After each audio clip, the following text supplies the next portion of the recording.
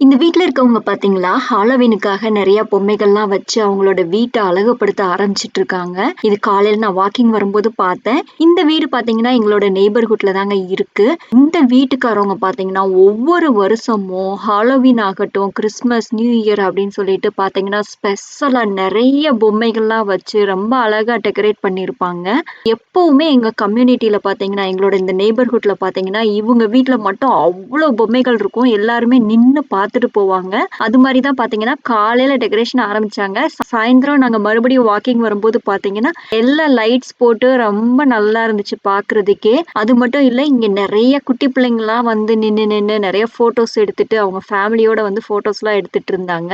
இவங்க ஸ்ப்ரிங்லயுமே பார்த்தீங்கன்னா, அவங்க வீட்டுக்கு முன்னாடி பார்த்தீங்கன்னா, அவ்ளோ அழகழகா பூக்கள், அவ்ளோ செடிகள் வச்சிருப்பாங்க. எப்பவுமே பார்த்து ரசிச்சு இவங்க செடிகளாகட்டும், பொம்மைகளாகட்டும் வச்சிருப்பாங்க. உங்களுக்கும் இந்த பொம்மைகள்லாம் புடிச்சிருக்கும்னு நெனைக்கிறேன்.